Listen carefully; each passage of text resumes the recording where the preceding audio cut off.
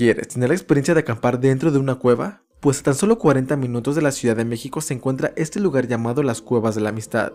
Pero ten cuidado, pues en este lugar puedes encontrar tlacuaches, tejones, zorrillos, conejos, además de murciélagos, incluso gatos salvajes como este, por lo que tienes que respetar la zona.